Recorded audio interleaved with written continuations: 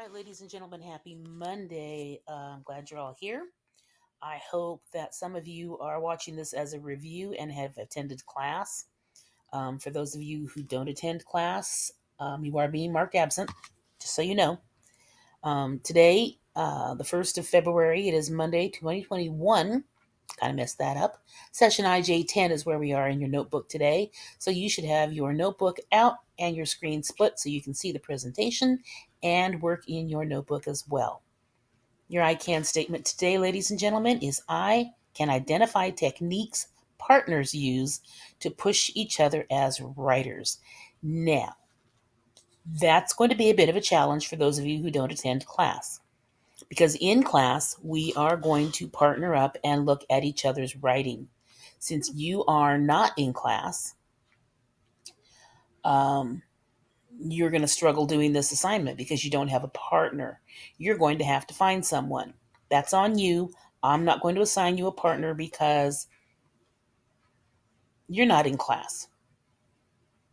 If I assign someone to you, I don't know if you're going to show up. I don't know if they're going to show up. That's why we're doing it in class. So you will have to figure that part out on your own. Um, all the more reason to actually attend classes. We're going to talk about sentence structure because at this point in writing your story, you should be about ready to start analyzing the structure of your article and seeing what kind of things you need to correct structurally. We're going to look at a checklist to make sure you have everything you need in your article. And in class, I'm going to have students look at each other's work. You need to complete the first draft of your story today. You're not necessarily going to have the final draft. The first draft is the one you should have your partner read so they can give you feedback. I don't understand what you mean here, or maybe you could do this there. Now, you do not have to take the suggestions. They are only suggestions. But think about them. Don't be defensive about it. I know we all think our writing is gold, but it's not. It can always be improved. And sometimes fresh eyes have fresh opinions and can give us sort of fresh things to say. So on Tuesday, you're going to be peer editing. So if you are watching this and you don't normally come to class, it might be a good idea to show up on Tuesday because that's when I'm going to put you guys together. As far as assignments for today, finish that story so that you have it Tuesday. And then there is a subject, predicate, object activity I want you to complete. I want you to be able to recognize the difference. This is the most fundamental of sentence structures. And that's why I'm doing it. It is a CAMI assignment, so it should be easy to do. And you are going to look at some sentences and just identify the subject, the predicate, and the object. Some of you may have forgotten those things. Some of you have possibly never been taught those things. So I'm going to give you a quick rundown of that. Here is the CAMI activity, and you are going to just underline and circle things. Underline the subject, circle the predicate, and double underline the object. At the bottom, it says on the back, write 5 sentences using at least one subject, predicate, and object in each. Underline your subject, circle your predicate, and double underline your object. I would like you to find 5 sentences in your story and do that. Just do it in your story. You don't need to write it on here, but it should be in your story. I should be able to look at it and see underlined, circled, double underlined. So that's all there is to this. It's pretty simple. I'm going to show you what I'm talking about now, even though you should know. So let's look at sentence structure. Sentence structure is pretty basic. You have a subject, you have a predicate. The subject is what or who the subject is about. So whoever you're talking about or whatever you're talking about, That's your subject. That is also the person or the thing performing the action. That's who or what is doing something. The predicate is the action, what the subject does. Please write this in your notebook, by the way, because you're going to forget. So the predicate is what the subject does. I walk. That's a complete sentence. Why? Because there's a subject and a predicate. The subject is I. I'm the one performing the action. What am I doing? I'm walking. So I walk is a complete sentence. It's a very short sentence, but it's complete. Now, some sentences will also have an object. You have direct objects and indirect objects, but I'm not going to get into that now. We're going to go very, very, very, very basic today. So objects are those nouns, those things that receive the action. They're not doing anything. Something is being done to them. So think of it as the subject is the pitcher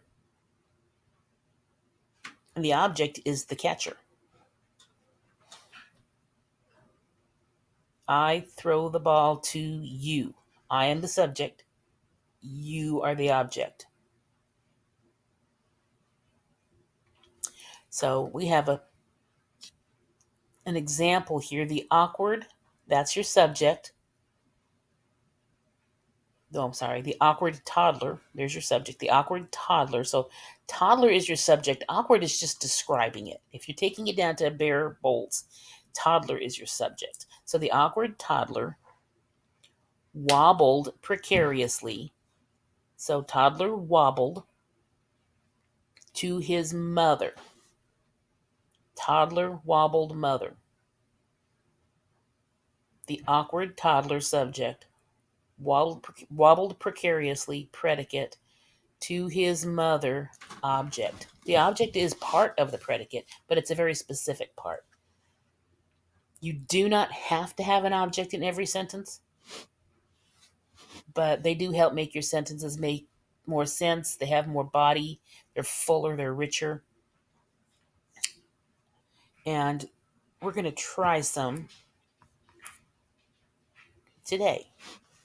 So in your notebooks, you're going to be doing some writing. I have on the bookshelves over here several phrases and words. And what I want you to do is make sentences out of them. You should be able to make at least 4 sentences. At least. And I'm going to make the first one for you.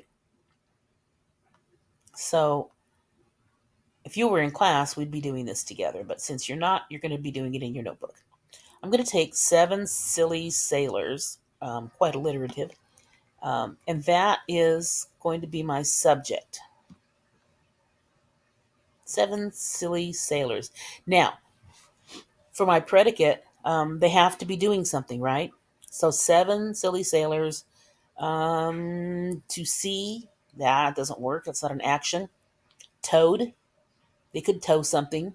The angry mob, again, not an action. Broke, well, maybe they broke something. Butterflies, no. To North America, no. Migrate, no. The cruise ship, no. The huge tugboat, no. The windows, no. Went, no. 7 silly sailors went.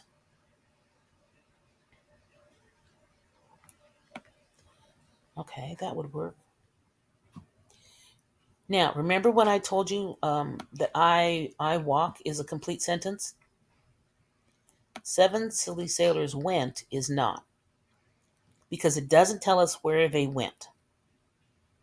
If you're walking, there's not necessarily a destination, but if you went, then there is a destination. So you need to know, well, where did they go? Where did they went? Where did they go?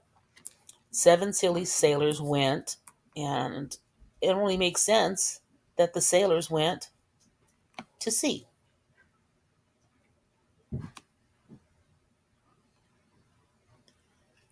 So that's how you're going to make your sentences. 7 silly sailors went to sea. That's the first one. So you need to make 3 more sentences out of what you see here. And this needs to be under session 10 of your investigating journalism notebook. I hope everybody understands that. All right. So you also see on here a checklist. And the checklist is for you to look at your story and see if you have these things that you need to make it a good story. So the checklist is in Canvas. And it says, take a look at your news story to see if there are any final changes that you'd like to make. Use the checklist to make sure your writing is as strong as it can be. You'll have some time in your next session to look through your final draft. That'll be tomorrow, Tuesday. And use that editing lens as you do it to make sure that this is a good, strong, tight story. For your overall structure, I not only created a narrative with well-developed characters who change, I use the story to comment on a social issue, teach a lesson, and or develop a point of view. Have you done that? No, I haven't really done that. Or maybe I'm starting to, or yes, I have this. Now, the thing you need to watch for here is that it talks about these well-developed characters. Not all of your stories are going to have well-developed characters, because you're talking about social issues and they might not involve specific people. So don't worry too much about that. But look at the rest of these, and there are several things you need to look at. And then just check them off as you see. And then look and see, how many not yets do you have? How many starting twos do you have? How many yeses do you have? And any of the not yets or starting twos, that's what you want to revisit in your story. If I'm starting to develop the issue, maybe I need to work on it a little more.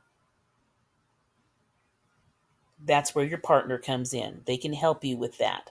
They can make recommendations. Looking at it from the outside is very important. If you go down to the bottom, spelling and punctuation, sentence structure, those are key. As a journalist, if you're writing something, you don't want to make it look like you don't know how to write. You don't know how to spell. You don't know how to punctuate a sentence. Those things are important. So make sure that you're doing that. As always, you have the daily video lesson recorded here. If you're watching this video right now, you know that because you got your video and you're watching it. Please make sure that if you're in class, sign in. Check your email frequently during the day. You need to do at least 2 iReady lessons each week. I am taking a grade for that, remember, and reading for at least 30 minutes a day. Those are non-negotiables, ladies and gentlemen. They need to be done. So you're going to complete the first draft of your story. Do it in the PDF that you started last week. And on Tuesday, be ready to peer edit. Please come to class and do the subject, predicate, object activity in Cami. Down here it says 9:20 class only. If you are in my first class of the day, you need to click on this and do this activity. It is a code of conduct and it needs to get done now, today. I've put on there Friday as a due date, but it needs to be done today. All right. And that's really all I have for you today, ladies and gentlemen. I hope that I see some of you in class. That would be lovely. I hope that I see all of you in class, actually. If you have questions, please come to class and ask me. And other than that, I will talk to you next time. T2 out.